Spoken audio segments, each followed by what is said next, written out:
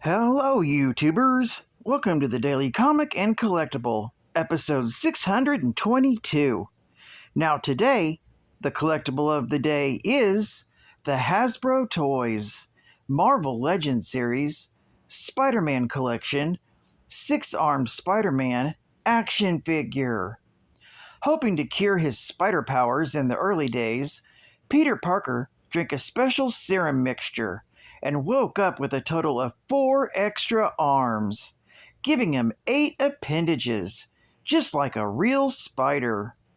With Marvel Legends, Marvel fans can create their own displays of comic and movie-inspired characters, like this comic-inspired 6-armed Spider-Man. This 6-inch scale 6-armed mutated Spidey is intricately detailed with hand-painted deco for an unusual and fun addition to any collection. This 1/12 scale figure features premium articulation for advanced posing and display, including movable joints on all 6 hands and arms. This figure comes in a collector's-friendly window display box and was released in 2018 by Hasbro Toys.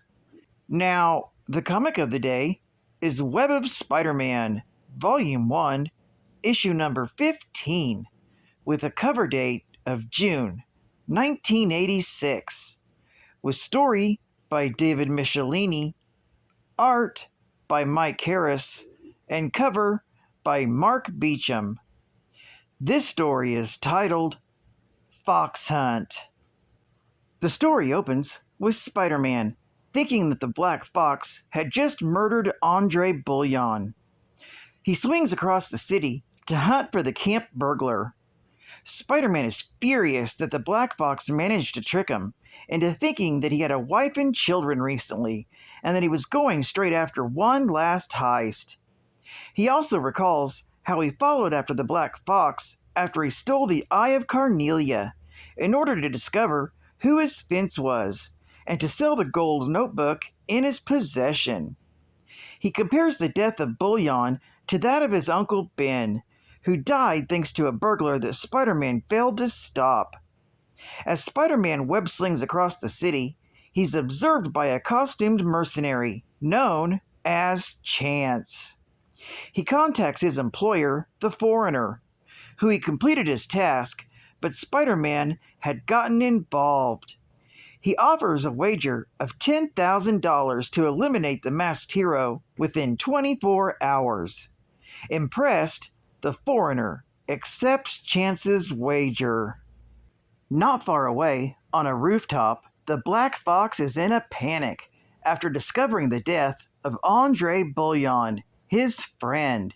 He laments that all he wanted to do was to steal the Eye of Carnelia as a big score before retiring to the French Riviera. Soon, Spider-Man catches up to the Black Fox, thanks to the spider tracer he tagged the thief with earlier. Spider-Man lunges at the Black Fox, who stumbles and falls.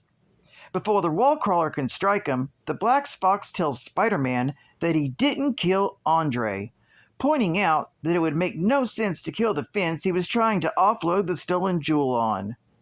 The wall crawler begins to see sense. His spider sense begins to warn him of an incoming danger. The pair narrowly manages to leap out of the way of a blast fired from nearby. When Spider-Man recovers, he's confronted by Chance, who begins to fire darts filled with acid at the hero. The web-slinger manages to dodge them thanks to his spider sense and reflexes and slips away. As Chance tries to find the hero, the Black Fox decides to take this moment to escape as well. Chance begins using his high-tech equipment in his helmet to scan for Spider-Man. He manages to detect Spider-Man trying to sneak around behind him. Pretending that he doesn't see the wall crawler, Chance begins talking about how he killed Andre Bullion for not joining his employer's intelligence network. When Spider-Man tries to sneak up on him, Chance whips around and opens fire with his wrist-mounted weapons. Spider-Man narrowly avoids getting struck again, thanks to his spider sense, and ducks. The sound of the battle rouses one of the tenants in the building, who goes up to see what's going on. Armed with a shotgun, he orders Spider-Man and Chance to stop. Hearing police sirens in the distance, Chance decides to split and blasts a chimney behind the man, threatening to bury him under a pile of bricks. While Spider-Man leaps to save the man, Chance manages to escape. Realizing it's dawn, Spider-Man gives up his pursuit of the Black Fox and heads back home, exhausted. Peter finally collapses in his warm bed. But not even a moment later, there's a knock at his door. It's Mary Jane, who offers to take Peter out for breakfast before she goes on a modeling shoot. However, when she becomes curious of the gold notebook, encased in dissolving webbing, Peter turns down her offer and sends her on her way. Peter decides that he needs to sell the notebook or he will soon be homeless, and decides to go back out to find the Black Fox. Meanwhile, the Black Fox is attempting to offload the Eye of Carnelia on another fence named Elmo Twig. Twig tries to lowball the fox, who points out his reputation. Elmo decides to take a closer look at the jewel and goes into the next room. However, he actually uses this situation to call Chance and report the location of the Black Fox. Chance thanks Elmo for the tip and begins putting on his battlesuit. At that moment, Spider-Man is searching for the Black Fox when he picks up the spider tracer signal again, leading him directly to the Black Fox. However, before he can swing in through the window, he's ambushed by Chance. The pair ends up battling it out in a nearby construction site. Witnessing the battle, the Black Fox decides to flee, but twists his ankle, leaping out the window. Realizing how vulnerable he is, the fox decides to flee the situation. Meanwhile, Spider-Man manages to get the best of Chance, ripping out the power supply for his armor, causing an electric feedback, stunning the assassin.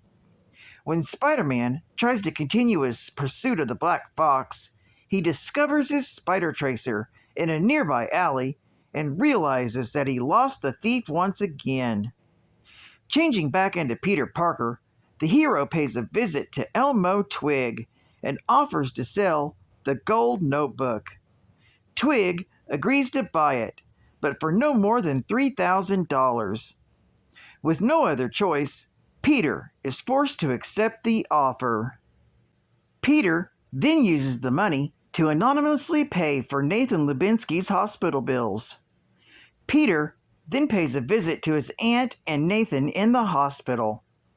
Nathan is annoyed that someone has done so anonymously, saying that's been happening too often lately.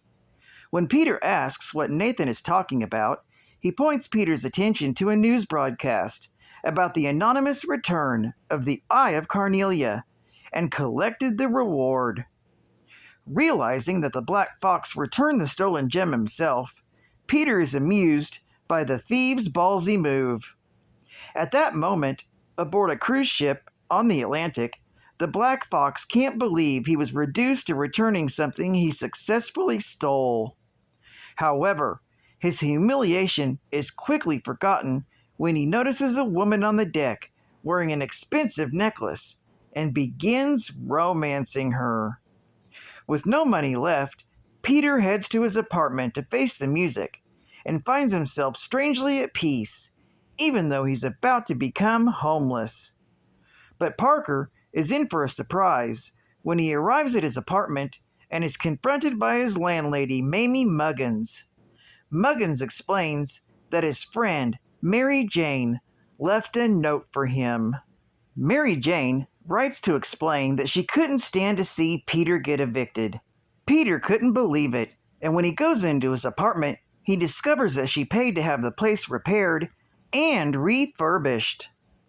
Peter collapses in a nearby chair, and Mamie tells Peter he looks sick. He tells her that she is wrong, that he feels just swell. This story is continued in The Web of Spider-Man, issue number 16. Geek Fact: This issue is considered a key issue, being the first appearance of the Chance. It's also the first appearance of the 1400 Club, but we haven't learned its name yet.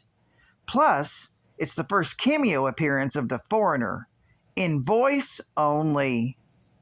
Bonus geek fact: the Foreigner started a club of assassins called the 1400 Club. The CIA, FBI, and most government agencies throughout the world are not aware of the Foreigner's existence or that of his organization. In an attempt to impress the Foreigner and become a member of the organization, the assassin Sabretooth volunteered to kill the thief known as the Black Cat. The 1400 Club has pulled a lot of strings behind the scenes.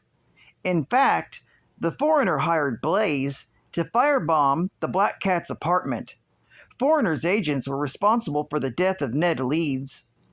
Foreigner worked alongside Black Cat in order to destroy Spider-Man, but it was later revealed he planned to recruit Spider-Man to the organization as an assassin.